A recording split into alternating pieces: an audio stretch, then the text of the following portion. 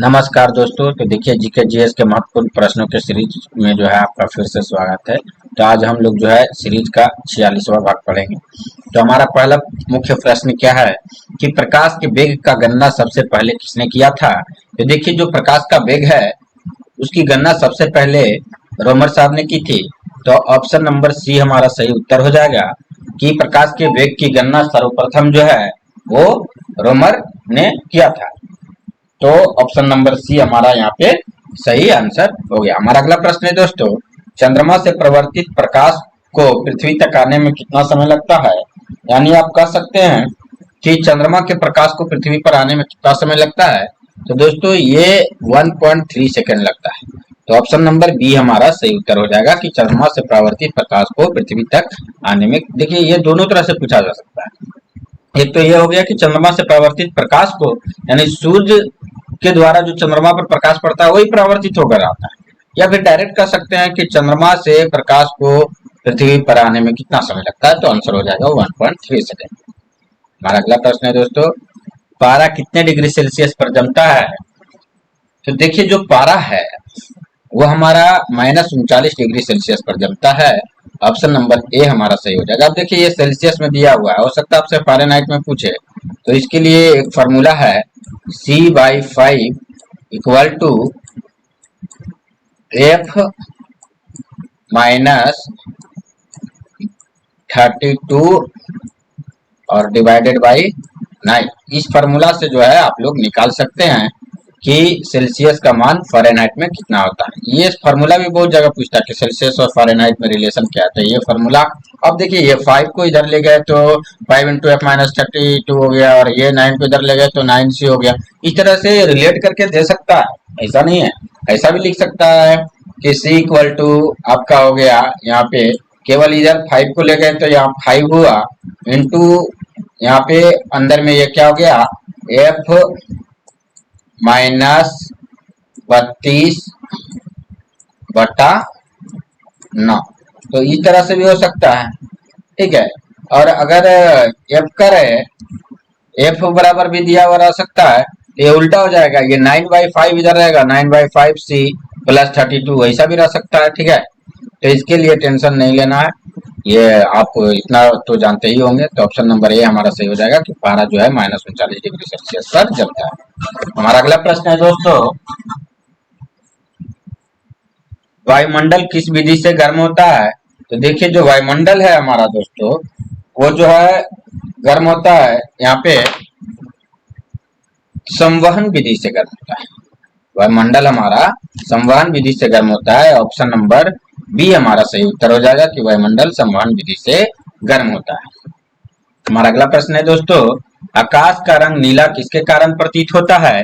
तो दोस्तों आकाश का रंग जो है वो प्रकीर्णन के कारण नीला प्रतीत होता है। ऑप्शन नंबर ए हमारा सही हो जाएगा कि आकाश का रंग प्रकीर्णन के कारण नीला प्रतीत होता है। हमारा अगला प्रश्न है दोस्तों, विद्युत धारा कैसी राशि है। तो दोस्तों विद्युत धारा जो है वो अदिश राशि है।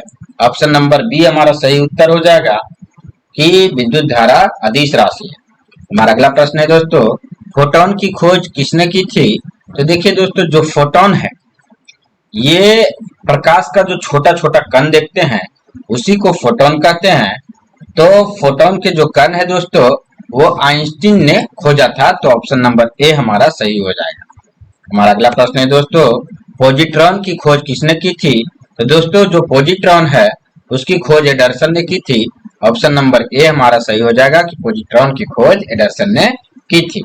हमारा अगला प्रश्न है दोस्तों, विद्युत वाहक बल यानी इलेक्ट्रोमोटिव फोर्स जिसको कहते हैं इंग्लिश में, उसको क्या को वो निरूपित करता है। तो जो विद्युत वाहक बल होता है, इलेक्ट्रोमोटिव फोर्स होता है, वो हमारा कार्य या ऊर्जा को निरूपित करता है। तो ऑप्शन नंबर बी हमारा सही उत्तर हो जाएगा। हमारा अगला प्रश्न है दोस्तों, चुंबकीय क्षेत्र में गतिमान निम्नलिखित में से कौन नहीं हो सकता है। तो देखिए जो चुंबकीय क्षेत्र में गतिमान होता है दोस्तों, तो गतिमान, अब देखिए प्रोटॉन हो सकता है, कैथोड किरण हो सकता है, अल्फा कण हो सकता है, यहाँ पे न्यूट्रॉन नहीं हो सकता है। ये क्यों? क्योंकि चुंबकीय क्षेत्र में क्या होता है, यहाँ से प्रकाश कुछ भी डालते हैं, इसमें कण डालते हैं तो वो रिटर्न आ जाता है। तो ऑप्शन नंबर ए हमारा सही हो जाता है, ठीक है। अल्फा कणों का प्रहार अगर न्यूट्रॉन पे कराते हैं तो वो रिटर्न आ जाता है। हमारा अगला प्रश्न है दोस्तों, डिस्टकारी एक इलेक्ट्रिक युक्ति है, इसका प्रयोग किस से परिवर्तित करने के लिए होता है? यानी डिस्टकारी जो इलेक्ट्रॉनिक युक्ति है उसका प्रयोग किस से किस में परिवर्तित करने के लिए करते हैं? तो यहाँ हो जाएगा कि एसी को डीसी में बदलने के लिए इसका प्रयोग करते हैं। तो ऑप्शन नंबर ए हमारा सही ऑप्शन हो जाएगा। हमारा अगला प्रश्न है दोस्तों, 0 केल्विन तापमान के पास सीसा और टिन जैसे धातु क्या बन जाते हैं? तो जब 0 केल्विन तापमान होता है दोस्तों तो ये अति चालक बन जाते हैं। ऑप्शन नंबर सी हमारा सही उत्तर हो जाएगा कि 0 केल्विन तापमान के पास सीसा और टिन जैसे धातु अति चालक बन जाते हैं। हमारा अगला प्रश्न है दोस्तों, जब एक धातु का तापमान बढ़ता है तो जो इसकी प्रतिरोध होती है वो क्या होती है? तो देखिए, जब तापमान बढ़ेगा दोस्तों तो प्रतिरोध भी बढ़ जाएगा, क्योंकि ऑलरेडी वो जो है वो अच्छा कंडक्टर होता है, गुड कंडक्टर होता है, तो उसका तापमान बढ़ाने पे वो बैड कंडक्टर के जैसा हो जाता है, यानी कि उसका प्रतिरोध बढ़ जाता है। हमारा अगला प्रश्न है दोस्तों, चालक का प्रतिरोध किस पर निर्भर करता है? तो देखिए दोस्तों, जो चालक है उसका जो प्रतिरोध है दोस्तों वो चालक की मोटाई पर भी निर्भर करता है। मान लीजिए कि ये मोटा कम है, ठीक है, तो इसमें जो है ज्यादा प्रतिरोध होगा क्योंकि लंबाई ज्यादा होगा, या फिर लंबाई कम भी रहेगा तो ये इस एरिया से जो है इलेक्ट्रॉन ज्यादा मूव नहीं कर पाएगा। अब मान लीजिए इतना चौड़ा है तो इसमें जो है करंट ज्यादा फ्लो होगा, तो कहने का मतलब इसमें जो प्रतिरोध है वो कम होगा। तो यहाँ पे आप क्या देखें कि ये चालक की मोटाई, ये मोटाई हुआ ना, इस पर डिपेंड कर रहा है, ठीक है।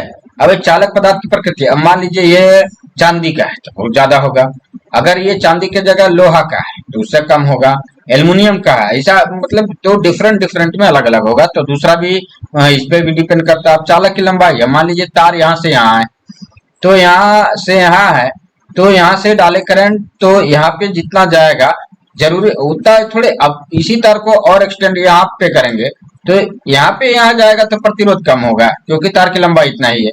इतना दूर जाएगा तो प्रतिरोध ज्यादा होगा, उसमें करंट का फ्लो कम हो जाएगा लास्ट जाते जाते। तो तार की लंबाई पे भी डिपेंड करता है, चालक की लंबाई पे भी डिपेंड करता है। तो यानी यहाँ पे ऑप्शन नंबर डी हमारा सही उत्तर हो जाएगा। हमारा अगला प्रश्न है दोस्तों, भारत के लिए अत्यंत उपयुक्त अपारंपरिक ऊर्जा का स्रोत किसे माना जाता है? तो देखिए, अत्यंत उपयुक्त अपारंपरिक मतलब जो परंपरागत रूप से उपयोग नहीं किया जाता है तो माना जाता है नाभिकीय ऊर्जा।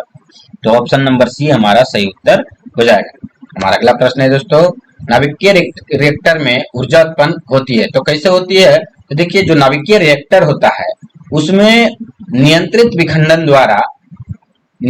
नाभिकीय विखंडन द्वारा जो है ऊर्जा का उत्पादन किया जाता है। तो ऑप्शन नंबर सी हमारा सही हो जाएगा कि नियंत्रित विखंडन, या नियंत्रित विखंडन लिखा, नियंत्रित विखंडन द्वारा तो होता ही है, नाभिकीय विखंडन आप कर सकते हैं, नियंत्रित नाभिकीय विखंडन द्वारा जो है नाभिकीय रिएक्टर में ऊर्जा उत्पन्न की जाती है। हमारा अगला प्रश्न है दोस्तों, सूर्य के प्रकाश का कौन सा भाग सौर कुकर को गर्म करता है?